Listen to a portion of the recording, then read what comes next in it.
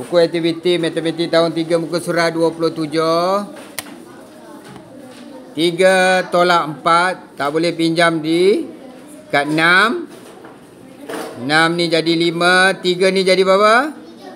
13 tolak 4 9. 5 tolak 5 sifar. Ini sifar 1. 1009. Okey. Kalau betul raih je lah. Jangan padam, tak payah padam. 4 tolak sifar 4. 1 tolak 2 tak boleh pinjam dekat 8. Ni jadi 11. 11 tolak 2 9. 8 tolak 7 1. 5194. Okey, kemudian sifar tolak sifar sifar. 5 tolak 3 2. 2 tolak 3 tak boleh pinjam dekat 9. 9 jadi 8. 2 ni jadi 12.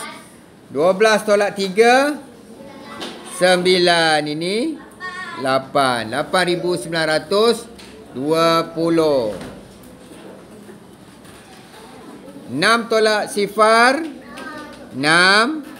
8 tolak 6 2. 3 tolak 4 tak boleh pinjam dekat 4. 4 jadi 3. Ni jadi 13. 13 tolak 4 9. Okey, 3 tolak 1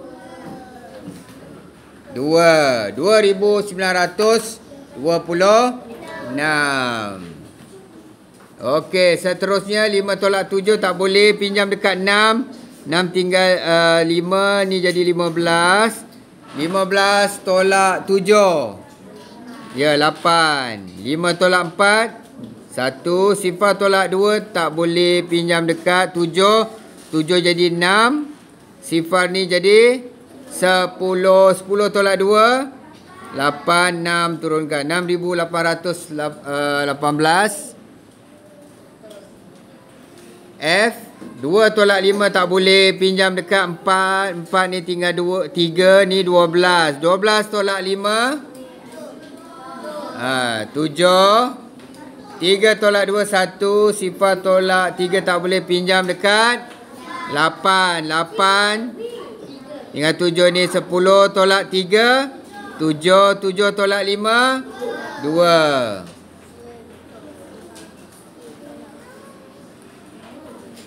G. 5 tolak 8 tak boleh pinjam dekat 4. 4 tinggal 3. 5 ni 15 tolak 8 7 ke 7. 3 tolak 6 tak boleh pinjam dekat 6 sebelah. Ni jadi 5. 3 ni jadi 13. 13 tolak 6 7. 5 tolak 7 tak boleh pinjam dekat 9. 9 jadi 8. 5 ni 15 tolak 7 8. 8 tolak 4 4877.